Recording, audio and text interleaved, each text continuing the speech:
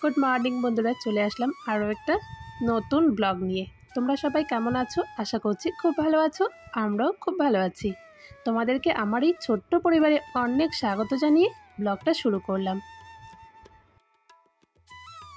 তো বন্ধুরা, আজকে হচ্ছে মঙ্গলবার, এখন বাজে 9:30 মতো। তো বর্মশাই চলে গেল দোকান, ওকে দোকানে পাঠিয়ে দিয়ে গেটটা লাগিয়ে দিলাম। আর জানো তো, সকালে কটা কাপড় কেচে দিয়েছিলাম, তো সেই কাপড়গুলো না অনেকটা শুকিয়ে গেছে। তো কাপড়গুলো উল্টে দিয়ে চলে আসলাম ঘরে। আর সকালে আজকে রান্নাঘরের সব কাজকর্ম সেরে তারপর চলে আসলাম বড় ঘরে। ভাবছি যে আজকে একটু ঘরটাকে ভালো করে গোছাবো, একটু পরিষ্কার করব। কদিন থেকে তো ছেলের পরীক্ষা চলছিল, তাই আর ঘরটা একটু ভালো করে মোছামুছি করে পরিষ্কার করার সময়ই পাইনি। তাই আজকে সময় বের করে নিয়েছি, রান্নাবান্না করে রান্নাঘরে সব কাজকর্ম সেরে চলে আসলাম এখন। এদিকে ছেলেও ঘুম থেকে উঠে গেছে। ও আজকে অনেকটা দেরিতে ঘুম থেকে উঠেছে জানো তো, কারণ ও বলেই ঘুমিয়েছিল কাল রাতে যে মা, আজকে আমি একটু দেরি করে সকালে উঠবো। তো আমি বললাম ঠিক আছে, তোমাকে কাল আমি সকালে ডাকবো না, তুমি যত পর্যন্ত ঘুমোতে পারো ঘুমিয়ে নাও, আমি তোমাকে ডাকবো না। তো ছেলে এখন নিজে থেকে উঠে গেছে, তো তাই আমি আগে বিছানাটা গুছিয়ে নিচ্ছি। আর আমার কাছে না, কি বলবো, মশারি গোছানোটা বিশাল একটা বড় ব্যাপার। আমি না খুব ভালো করে মশারিটা গোছাতে পারি না। তো যাই হোক, চেষ্টা করে কোনো রকম করে আমি গুছিয়ে নিচ্ছি। আর পারি না বললে তো আর হবে না, তাই না? আমরা যদি ইচ্ছে করি তবে কিন্তু সবটাই পারি, আমাদের কাছে কিন্তু না পারার মতো কোনো কাজ নেই।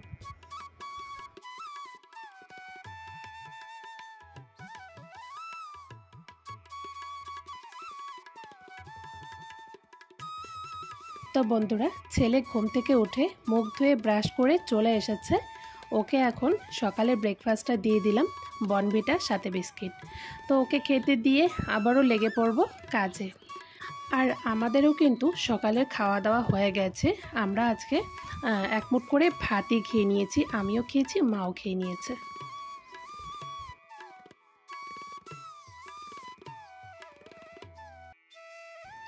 এই দিকটায় দেখো, মার মেশিনের উপর কতগুলো কাপড় ছিল, কাপড়গুলো আমি বিছানায় রেখে দিয়েছি। তো সেই কাপড়গুলো একটু গুছিয়ে সুন্দর করে তুলে রাখবো, কারণ এখন মা সেলাই করবে না, যখন করবে মা দেখে দেখে নিয়ে নেবে। তো যেগুলো আর কি আজকে করবে, তো সেগুলো হচ্ছে মেশিনেই রেখে দিলাম। আর বাকিগুলো দেখো এই প্লাস্টিকটার মধ্যে ভরে আমি তুলে রাখবো।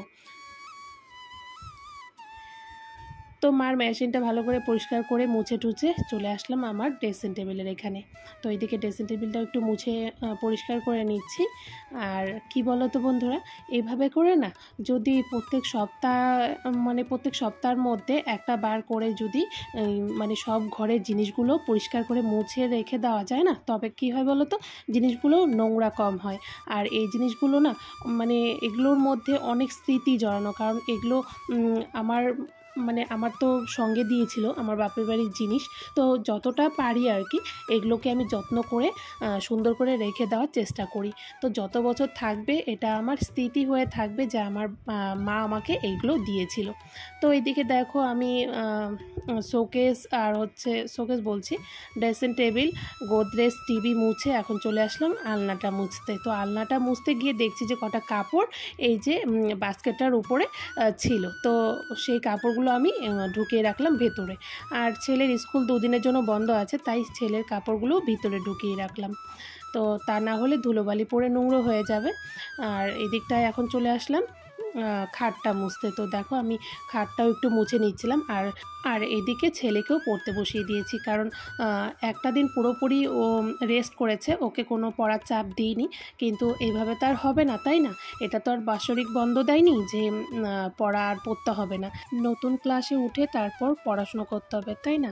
তো ছেলেকে বলছিলাম পড়তে তো হবে, তুমি পড়তে বসো। তো যাকে ও অল্প সময় পড়েছে।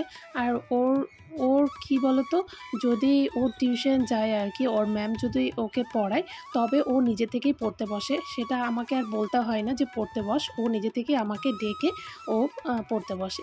আর 2 দিন থেকে পড়া বন্ধ, পরীক্ষা শেষ হয়েছে থেকে 2 দিন পড়া বন্ধ দিয়েছে ওর ম্যাম। তো তাই আর কি আমাকেই বলে ওকে পড়তে বসাতে হয়েছে। তো যেদিন থেকে পড়তে যাবে দেখবে ও নিজে থেকে আমাকে বলে পড়তে বসবে। তো ওইদিকে দেখো তোমাদের সাথে কথা বলতে বলতে আমার কিন্তু অনেকগুলো কাজ হয়ে গেল। ওইদিকে আমি ঘরটাও ঝাড় দিয়ে নিয়েছি, এখন আমি ঘরটা মুছে নিচ্ছি। এদিকে দেখো চলে আসি ঘর মুছতে। আর বন্ধুরা যা গরম পড়েছে কি বলবো, সত্যি বলার নেই, এত গরম পড়েছে। তো এই গরমের মধ্যে না কোনো কাজই করতে ইচ্ছে করে না, কিন্তু কাজ না করলে কেমন করে হবে, তাই না? কাজ তো করতেই হবে।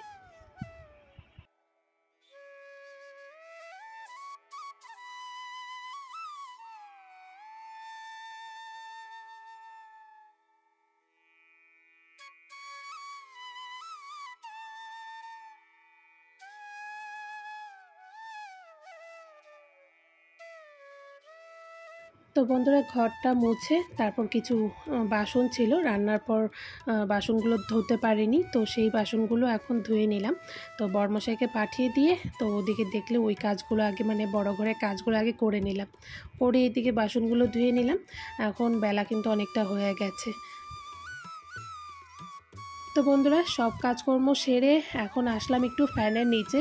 তো দেখতেই পাচ্ছ মা সেলাই করছে আর ছেলে কিন্তু বসে বসে খেলা করছে, আর আমি বসে একটু ফ্যানের নিচে হাওয়া খাচ্ছিলাম, তার সঙ্গে খাচ্ছিলাম জল। গলাটা ভীষণ শুকিয়ে গেছে, আর এখন যা রোদ বন্ধুরা, মানে একটু পরপর জল না খেলে গলাটা শুকিয়ে যায়। তো এখন বেলা অনেকটাই হয়ে গেছে, তো যাব এখন ছেলেকে স্নান করাতে। তো ছেলেকে স্নান করিয়ে তারপর আমি চলে যাব স্নানে। তো মা কিছু সেলাই আছে, তো মা সেলাইগুলো করবে, তো মার অর্ডারগুলো দিতে হবে, ওরা আবার অর্ডারগুলো নিতে আসবে, তাই মা সেলাইগুলো করছিল। তো চলো অল্প একটু সময় বসে তারপর চলে যাব, কারণ বেশি সময় বসলে আবার অনেকটা দেরি হয়ে যাবে। আর কি বলো তো বন্ধুরা, যদি সকাল সকাল ওঠা হয় না, তবে দেখবে কাজগুলো অনেকটা এগিয়ে যায়, মানে কাজ করতে তখন মানে বেশি একটা সমস্যা হয় না।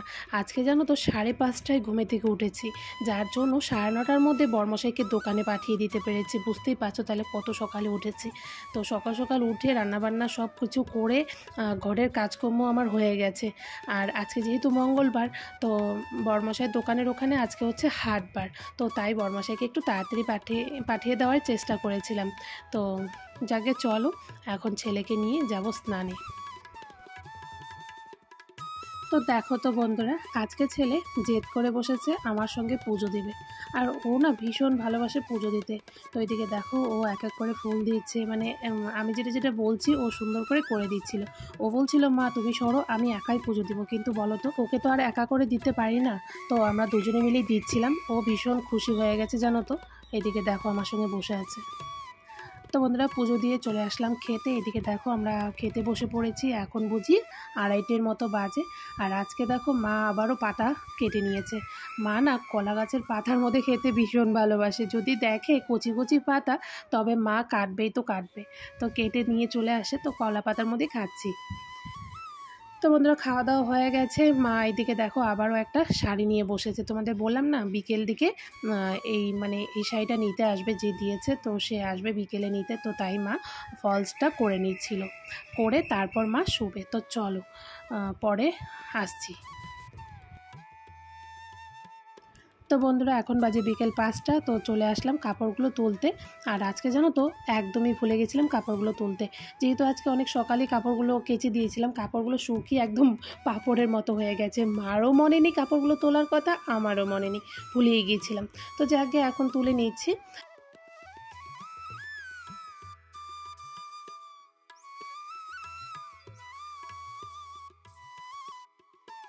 তো বন্ধুরা এখন আমি ঘরটা ঝাড় দিয়ে নিচ্ছি। আর দেখবে সারাটা দিন যতবারই ঝাড় দাও না কেন, মোছো না কেন, ওই বিকেল দিকে একবার ঘর ঝাড় না দিলে ভালোই লাগে না। আর ওদিকে দেখো ছেলে ঘুমিয়ে আছে, ছেলে এখনও ওঠেনি, আর মা ঘুম থেকে উঠে একটু রাস্তায় হাঁটতে বেরিয়েছে। আমাকে বলেছিল যেতে, কিন্তু উপায় নেই, আমি না যেতে পারি না জানো তো। কিন্তু বিকেল দিকে না মার সাথে একটু হাঁটতে যেতে খুবই ইচ্ছে করে, কিন্তু বিকেল দিকে এডিট থাকে, ভিডিও আপলোড দেওয়া থাকে, তারপর এইদিকে এই যে কাজগুলো থাকে, তাই আর যেতে পারি না। তো মা চলে গেছে, মাকে বললাম তুমি যাও গিয়ে হেঁটে আসো। এদিকটায় দেখো এই যে গাছগুলোর মধ্যে একটু, মানে টবের গাছগুলোর মধ্যে একটু জল দিয়ে দিচ্ছিলাম, যা রোদ পড়েছে।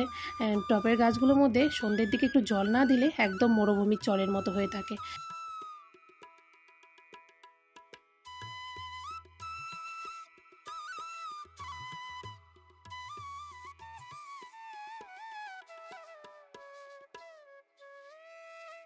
তো বন্ধুরা এখন মুখ ধুয়ে চলে আসলাম, একটু ফ্রেশ হয়ে নিচ্ছি। বিকেল দিকে না প্রচণ্ড গরম লাগে, দেখবে যখন রোদ্দুরটা নামতে থাকে তখন আরও একটা অন্যরকম গরম লাগে। তো হাত মুখ ভালো করে ধুয়ে এসে এখন চুলটা একটু চিরুনি করে নিব আর মুখে একটু ক্রিম মেখে নিব, আর তাহলে শরীরটা একটু ফ্রেশ লাগবে। আর ছেলে এখনও ঘুম থেকে উঠেনি, ওর যে কী হয়েছে, ও এখন আরও মানে ওর যেন ঘুমটা বেড়েই গেছে, শুধু ঘুমোতেই থাকে এরকম একটা ব্যাপার। তো এদিকে দেখো, এই যে আমি চিরুনি করে চুলটা এখন খোপা করে নিলাম। আর এই গরমের মধ্যে চুল ছেড়ে আমি একদমই থাকতে পারি না, তো আমার এই গরমের মধ্যে সবসময় দেখবে মাথার মধ্যে একটা করে খোপা। তো এখন এদিকে আমি একটা গ্লাস নিয়ে চলে আসলাম, এখন একটু জল খেয়ে নিচ্ছি। এই গরম পড়েছে, আমার জল খাওয়ার পরিমাণ বেড়ে যাবে, আমি একটু পরে পরেই জল খেতে থাকবো। তো এদিকে যে একটু জল খেয়ে নিচ্ছিলাম। তো চলো, এইদিকে সন্ধে হয়েও আসছে, সন্ধে দিয়ে তারপর তোমাদের সামনে আসছি।